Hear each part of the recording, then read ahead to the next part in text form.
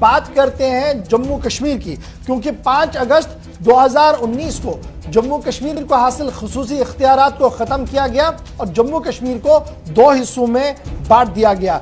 1 साल और 7 महीने का वक्त गुजर चुका है और ये वक्त गुजरने के बाद कितने हालात बदले हैं, ये सवाल हर तरफ से पूछा जा रहा है, क्योंकि सिर्फ 4 महीने बाकी है जब 2 साल मुकम्मल हो जाएंगे जम्मू कश्मीर रियासत को यूनियन टेरिटरी बने हुए और साबिका रियासत को 2 हिस्सों में तकसीम हुए। इसलिए सियासत इस पर बहुत ज्यादा हो रही है। एक तरफ से सरकार का दावा यह है कि हालात बदल रहे हैं और बदलते हालात के बीच बड़ी चीजें जो है वो तब्दील हुई हैं, वहीं पर हिज़्ब इख्तिलाफ के लीडर्स लगातार सरकार पर तनकीद करते हुए निशाना साध रहे हैं कि कागज के घोड़े दौड़ाए जा रहे हैं और जमीनी सूरत हाल पर कोई भी तब्दीली नहीं है। सरकार कह रही है कि जमहूरियत के इदारों को मजबूत किया गया है और हिज़्ब इख्तिलाफ के लीडर्स लगातार ये कह रहे हैं कि जमहूरियत का गला घोटा गया है और जमहूरियत मुकम्मल तौर पर मुकफ्फल हो गई है। तो ये बातों के बीच जरा देखते हैं कि किस तरीके से सियासी जमातें इस पूरे मामले को देख रही हैं। मेरे साथ 2 मेहमान ज्वाइन करेंगे। डॉक्टर ताहिर चौधरी साहब भारतीय जनता पार्टी के स्टेट स्पोक्स पर्सन है और मेरे साथ डॉक्टर हरबख्श सिंह साहब जो पीपल्स डेमोक्रेटिक पार्टी के भी तर्जुमान हैं और इलेक्टेड लीडर भी हैं। बहुत बहुत शुक्रिया जी दोनों मेहमानों का मेरे साथ इस चर्चा में ज्वाइन करने के लिए। 1 साल 7 महीने का वक्त ज्यादा नहीं होता है, लेकिन जब वादा बड़ा हो तो 1 साल 7 महीने को मुख्तलिफ जावियों से देखा जा रहा है। माना यह जा रहा है कि जो साबिका दौर में बजट प्रोसेस नहीं था वो इस दौर में देखने को मिला और लगातार सूरत हाल और हालात बदल रहे हैं। सबसे पहले डॉक्टर ताहिर चौधरी साहब आपके पास आ रहा हूं। क्या वाकई तौर पर 1 साल और 7 महीने के वक्फे में जमीन पर हालात बदले और जिस चीज के लिए बड़ा फैसला लिया गया था उस इंटीग्रेशन को, उस मिलाने को कहीं पर कामयाब हुई बीजेपी और सेंट्रल कमांड की पूरी टीम जो उस वक्त उस फैसले के साथ थी? देखिए बहुत बड़ा फैसला था। 1 साल 7 महीने हो चुके हैं, लेकिन जो पार्टी और सेंटर हाई कमांड ने सोचा था उसके जो फैसले थे, जो काम करना के तरीके थे जम्मू कश्मीर के, बहुत सारी चीजों में बदलाव आया, बहुत सारी चीजें नई सामने आई और डेवलपमेंट के रास्ते के ऊपर 70 साल के बाद जम्मू कश्मीर पहली बार ट्रैक के ऊपर आया। चाहे उससे आप एजुकेशन सेक्टर देखो, चाहे आप हेल्थ सेक्टर देखो, चाहे और बहुत सारी चीजें देखो, हर चीज में हम आगे आए हैं। चाहे सड़क की बात की जाए, चाहे बिजली की बात की जाए, चाहे पानी की बात की जाए, चाहे रोजगार की बात की जाए, छोटी छोटी जो चीजें होती हैं उनके ऊपर भी ध्यान दिया जा रहा है। और मुझे लगता है कि जैसे जैसे वक्त बदलेगा आने वाले टाइम पे और नई चीजें जम्मू कश्मीर में इंट्रोड्यूस की जाएंगी और मुझे लगता है कि जम्मू कश्मीर का आवाम खुशकिस्मत है कि इतना बड़ा फैसला सेंट्रल हाई कमांड का लेना और उसको जम्मू कश्मीर पे लागू करना और जम्मू कश्मीर के हालात बदलना और नया जम्मू कश्मीर दुनिया के सामने लाने के लिए पूरी कोशिशें की जा रही है और इंशाल्लाह सरकार को और भारतीय जनता पार्टी की जो सोच है उसको कामयाबी मिलेगी आने वाले टाइम पे। ठीक है जी। डॉक्टर साहब कह रहे हैं कि जनाब नए जम्मू कश्मीर का जो कॉन्सेप्ट लाया गया था 5 अगस्त को 2019 को, उसकी फाउंडेशन पड़ चुकी है और आहिस्ता आहिस्ता करके बिल्डिंग जो है वो तामीर होगी और एक खुशहाल जम्मू कश्मीर बहुत जल्द सामने होगा। और इन्होंने गिनाया कि आहिस्ता आहिस्ता करके काफी सेक्टर्स के अंदर तब्दीलियां भी लाई गई और ट्रांसपेरेंसी भी पैदा की गई। शुक्रिया आपने मुझे बुलाया। मुझे जो इन्होंने सेक्टर गिने ये साथ साथ वो चीज भी बता दें कहाँ क्या हुआ। देखो जो कहने की बातें हैं, सड़कों का हाल आपके सामने है, एजुकेशन सेक्टर का हाल भी आपके सामने है और हेल्थ सेक्टर जिसकी बात की जा रही है वो भी सारा आपके। सबसे बड़ी बात है जिस नए कश्मीर की बात कर रहे हैं जहां डीडीसी इलेक्शन करके यूरोपियन यूनियन तक और पूरी दुनिया को बेचा गया। आज देखिए 3 महीने हो गए, 3 महीने से ज्यादा हो गया हम डीडीसी मेंबरान, अभी हमें पता ही नहीं है हमें क्या करना है। और ऑफिसेज और बाकी चीजें जो है जो प्रेसिडेंट्स निकालनी थी या सैलरीज का इशू था या कोई भी इशू था, आज तक कोई भी चीज नहीं की गई। ये सारा एक्सपेरिमेंट्स हो रहे हैं और 2 साल होने को है जो यूटी में या नए कश्मीर की बात कर रहे हैं। एक बड़ा प्रोजेक्ट गिन के बताएं कहां पे क्या किया। सबसे बड़ा प्रोजेक्ट है जो डीडीसी इलेक्शंस की बात की गई। आप मुझे बताइए जो डीडीसीज हैं इस वक्त चेयरमैन या वाइस चेयरमैन डीडीसी मेंबरान, एक एक आदमी से पूछिए कहां पे आपको एम्पावर किया गया, कहां डेवलपमेंट की बात की गई, कहां आपसे पूछा जा रहा है। आज देखिए क्या हो रहा है। आज के इस जो सिस्टम की ये बात कर रहे हैं, जो ये गिन रहे हैं, 2 साल में कुछ नहीं हुआ। ये सिर्फ मुल्क को बाकी रियासतों में इलेक्शन के लिए बात की जाती है। यहाँ जो ग्राउंड रियलिटी है, आप नेशनल हाईवे देखिए कितने दिन, ये आज तक कभी नहीं हुआ है 70 साल की हिस्ट्री में। अप्रैल में कभी 4 दिन 5 दिन नेशनल हाईवे बंद नहीं रहा है, जो हमारी लाइफ लाइन है जम्मू कश्मीर की। आज सब्जियों के दाम देखिए, आज आम आदमी के लिए देखिए, आप देखिए जो हमारे कैजुअल लेबर्स और डेली वेजर्स हैं, उनको 2-2 साल से 1.5 साल से तनख्वाहें नहीं मिल रही हैं। आप देखिए जो प्रमोशनें होती थी, जो डीपीसीज होती थी, जो 9 साल बाद सुपर, आप मुलाजिमों का हाल देखिए, किसी को पूछिए, आप देखिए कहाँ पे हमारी इकोनॉमी कहाँ पहुंची है और हमारी डेवलपमेंट। जो ताहिर साहब ने अभी कहा सेक्टर, मुझे एक चीज बता के दिखाए कि एजुकेशन सेक्टर में नया क्या हुआ। डॉक्टर साहब मैं आऊंगा दोबारा आपके पास, मैं हरबख्श सिंह साहब दोबारा आपके पास आऊंगा। डॉक्टर ताहिर चौधरी साहब, बड़ा अच्छा लगता है जब फिगर्स को गिना जाता है और ये कंपेयर करवाया जाता है कि देखिए लास्ट टाइम हमारे पास इतना पैसा था, इस टाइम हमने इतना पैसा लाया है और हमारा जो टारगेट एरिया है वो ये है। बड़ा अच्छा लगता है ये सुनने में। लेकिन जिस बार भी बजटिंग हुई और जिस बार भी स्टेट या सेंट्रल गवर्नमेंट की तरफ से अनाउंसमेंट्स हुई हैं, उसके बाद ग्राउंड रियलिटी ये है कि अफसरशाही ने बड़ी चीजों को दबा के रखा। पहले हम देख रहे थे बैक टू विलेज है, आज उसका नाम अब बदलकर ब्लॉक उत्सव रखा जा रहा है। तब भी लोग परेशान थे, आज भी लोग परेशान है और इवन बीजेपी के अंदर भी लोग अगर खुल के नहीं लेकिन दबे अल्फाज में इस बात को मान रहे हैं कि पॉलिटिकल से तो दूर की बात है, अवाम की से भी कहीं पर नहीं है।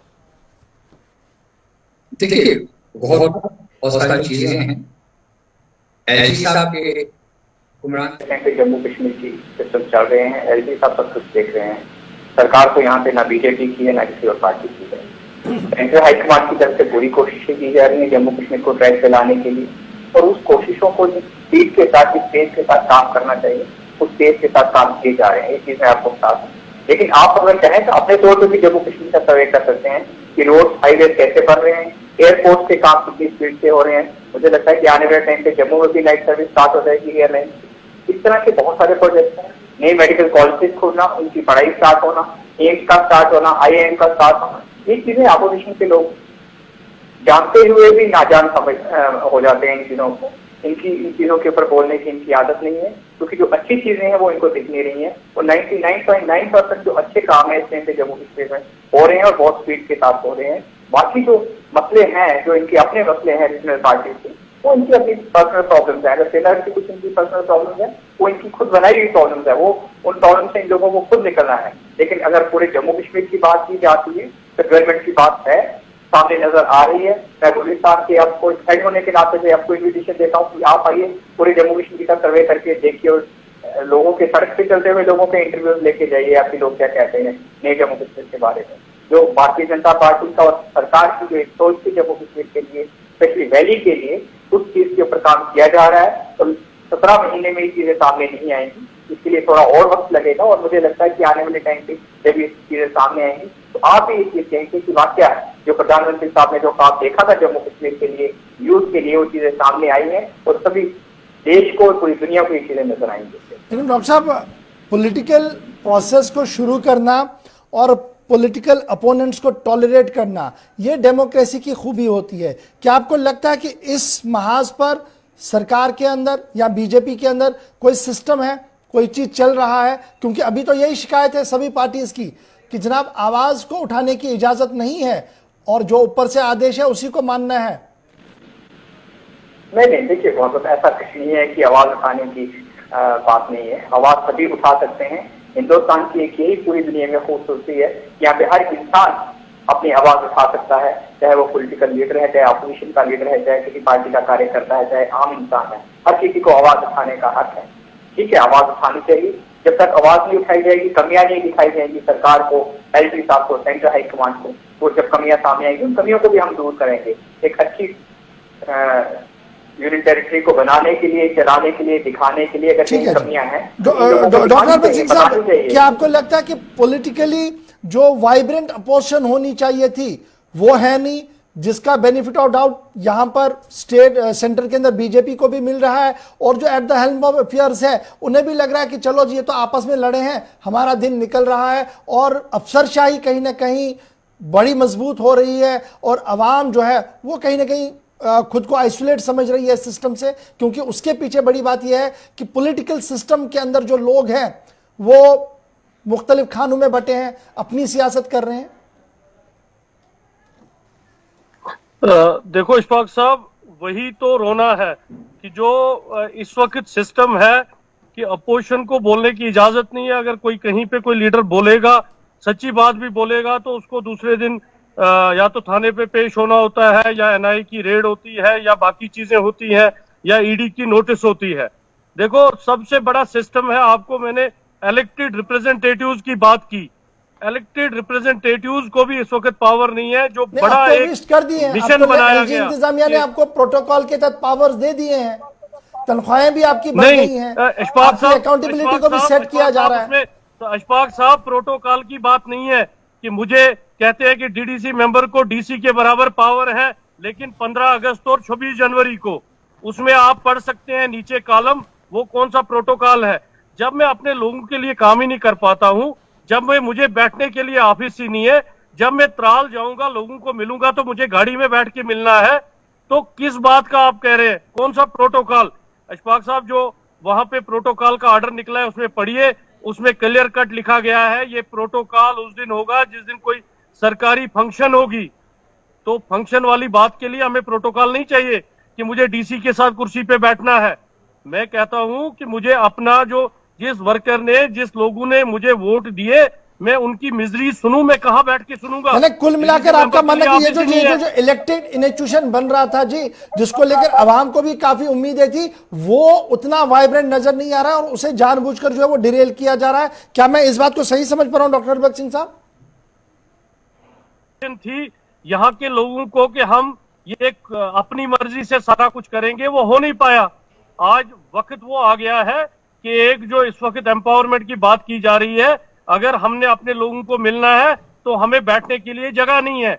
और यहाँ आपको पता है कि हम जिस सिस्टम में सिक्योरिटी सिनेरियो में बैठे हैं, हम ओपनली अपने ऑफिसेज या अपने घरों में ओपनली नहीं बैठ सकते। ठीक है, मैं समझ रहा हूं आपकी बात, लेकिन डॉक्टर चौधरी से बड़ा इंपॉर्टेंट एक चीज है, नौजवानों को लेकर मैंने देखा कि 5 अगस्त से लेकर आज तक जब भी बात हुई तो कहा गया कि जनाब नौजवानों को एम्पावर करना है और उनकी बेरोजगारी को खत्म करने की कोशिशें करना है। और पिछले 2 हफ्तों से दौरान एक CIME की रिपोर्ट को सामने रखते हुए यह कहा जा रहा है कि देखिए, आप दिल्ली का मुकाबला जम्मू कश्मीर से कीजिए, उत्तर प्रदेश का मुकाबला फिर जम्मू कश्मीर से कीजिए, मध्य प्रदेश का मुकाबला जम्मू कश्मीर से कीजिए, तो आपको बेरोजगारी की शरह में कमी दिखेगी। और पिछले 1 साल के दौरान 9% बेरोजगारी कम हुई है। यह डाटा को बनाकर पेश किया जा रहा है, जबकि जमीनी सूरत हाल यह है, जम्मू हो या कश्मीर, अगर आप क्लास 4 के लिए 100 पोस्ट निकालते हैं तो 2.5 लाख से ज्यादा एप्लीकेशंस आती हैं।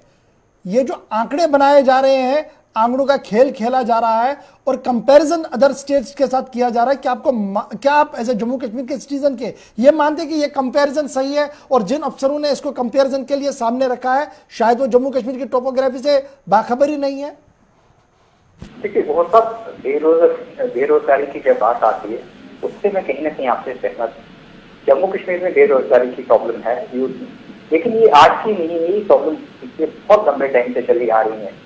उन चीजों को भी रास्ते पे लाने के लिए एडवर्टाइजमेंट निकाली जा रही हैं, रोजगारों के भंडार सरकार की तरफ से जम्मू कश्मीर में खोले जा रहे हैं और जॉब्स लग भी रही हैं। चाहे बैंक की बात कर लो, चाहे पंचायत की कर लो, चाहे स्पोर्ट्स क्लास की कर लो, हर सेक्टर में जॉब्स निकाले जा रहे हैं और हमारे यूथ जो है अपनी क्वालिफिकेशन के हिसाब से उसमें अप्लाई भी करते हैं, उनको रोजगार मिल रहे हैं, ऐसी बात नहीं है। लेकिन इन चीजों को ट्रैक पे लाने के लिए, स्मूथ करने के लिए वक्त मिलेगा। जो एक भारतीय जनता पार्टी की, जो प्रधानमंत्री साहब की जम्मू कश्मीर के यूथ को लेकर जो सोच है, स्पेशली हमारी पार्टी की, वो बहुत अच्छी सोच है। हम यहाँ के नौजवान के हाथ में लैपटॉप चाहते हैं, यहाँ से हम चाहते हैं कि, लेकिन डॉक्टर साहब मैं मानता हूं, आप लैपटॉप दे दीजिए जी, पेन दे दीजिए, बड़ी चीजें दे दीजिए, अच्छी बात है, लेकिन जब आप बेसिक होमवर्क करवाते हैं ना अफसरों से, उसमें जब लिखूं ना हो तो बिल्डिंगें नहीं बनती है। मसला तो यह है, आप लोन देकर यह कह रहे हैं कि रोजगार दिया गया, जबकि ग्राउंड जीरो पर उसको लोन मिला ही नहीं। आपके कागज में है कि उसने जी अप्लाई किया, अप्लाई करने से यह कहना कि हाँ जी वो रोजगार याफ्ता हो गया और उसने 4 लोगों को और रोजगार दिया है, यह आप भी समझते हैं कि जम्मू कश्मीर के अंदर निजाम कैसे है, सिस्टम को कैसे चलाया जा रहा है? आप अपनी जगह पे बिल्कुल सही है, क्योंकि आप ग्राउंड की बात कर रहे हो, अंदर की बात कर रहे हो। लेकिन सरकार इन चीजों को ठीक करने के लिए, इन चीजों को ट्रैक पे लाने के लिए कैसे रोजगार दिए जाए, कैसे आवाम के बीच में जाके हमारी जो सरकार की पॉलिसी है, जो भारतीय जनता पार्टी चाहती है, हम चाहते हैं कि हर घर में एटलीस्ट एक शख्स का सरकारी रोजगार होना बहुत जरूरी है। हर घर में रोटी चलनी चाहिए, खुशहाली होनी चाहिए, सब कुछ होना चाहिए। वो भारतीय जनता पार्टी की सोच है। उस सोच को हम लेके आगे बढ़ रहे हैं, उस सोच को हम आगे लेके चलना चाहते हैं, उसकी तरफ काम कर भी रहे हैं। और मुझे लगता है कि 17 महीने में इतनी सारी चीजें नहीं की जा सकती। आने वाले दिनों में आप थोड़ा सा इंतजार कर लीजिए। जो सरकार की पॉलिसी है, जो सिस्टम है, दूसरी तरफ से एक जो कोविड के सिस्टम में पूरा देश जूझ रहा है, पूरी दुनिया जूझ रही है। और आप देख लीजिए, पहला टर्म भी हमने जो कोविड का पिछला साल भी देखा, अब दोबारा कोविड की वेव कहाँ चलती है। सरकार को बहुत सारी चीजें लेके साथ चलनी है। लोगों की सेहत के बारे में भी देखना है, कैसे लोगों को सेफ रखा जाए, कैसे इस महामारी से लड़ना है। सरकार के ऊपर बहुत ज्यादा बर्डन है, ये चीज भी हमें देखी। और ये सारी चीजों को जिस जंग के साथ हम लड़ रही है भारतीय जनता पार्टी और सेंट्रल हाईकमान, इसका जब एक रिजल्ट सामने आएगा तो बड़ा अच्छा रिजल्ट आएगा। तो मैंने कहा कि आप किसी प्रोग्राम में मेरे साथ बैठे तो उसने मेरी हाँ में हाँ मिला के कहोगे वाकया डॉक्टर साहिब जो चीज आप कह रहे थे वो सामने नजर आ रही है। चलिए डॉक्टर साहब, बहुत बहुत शुक्रिया जी। हरबख्श सिंह साहब, आपका भी बहुत बहुत शुक्रिया बात करने के लिए। मसला इसलिए बड़ा इंपॉर्टेंट था क्योंकि 2 साल मुकम्मल होने जा रहे हैं और 17 महीने का थोड़ा बहुत लेखा जोखा बात करना बहुत जरूरी था, क्योंकि सोशल मीडिया पर बड़ी चीजें जो वो चल रही हैं और उनको स्ट्रेट रिकॉर्ड स्ट्रेट करना बहुत ज्यादा जरूरी था। लेकिन